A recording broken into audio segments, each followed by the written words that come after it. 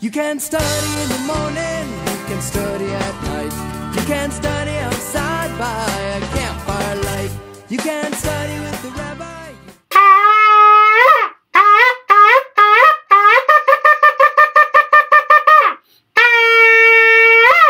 Happy Elul!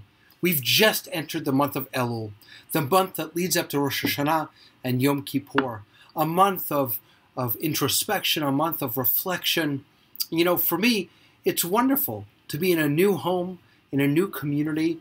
I've been spending a lot of time thinking about what do I want to change about myself. Change. Such a scary word, such a scary idea. In fact, even in this community, which I feel so blessed to be a part of, we struggle with how much change is okay, how much change is too quick, how much do we want to hold on to the past, and how much do we want to move into the future. There are no right answers or wrong answers to these questions, but I do think that when we think about change, we should think of it not as something new and scary, but instead as something familiar and comfortable.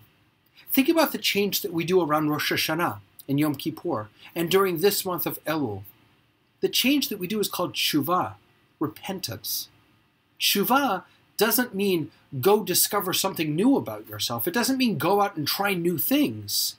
It means return. Get back to your source. Get back to who you really are and what you're really about. What are the most important values to you?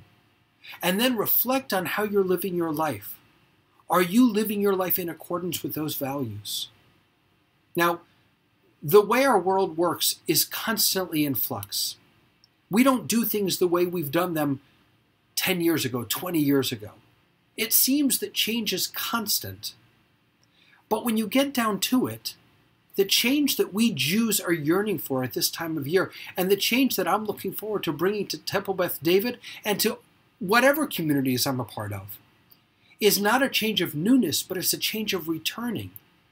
It's a change that acknowledges that while there are many, many, many things in our world that are in flux and are not the same, core values, core traditions, essential ideas never change.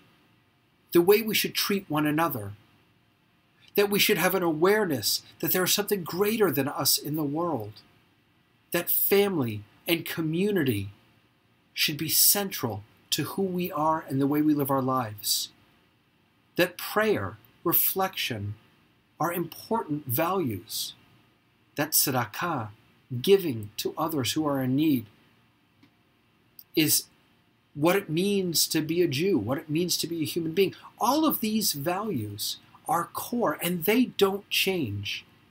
The way we implement them might change. The way we approach them or celebrate them, that might change. But real change is not about discovering something new, but instead rediscovering something very ancient and old. It's about going back to who we are. Sometimes who we want to be is right there, waiting to be rediscovered. A little tidbit from Chassidut.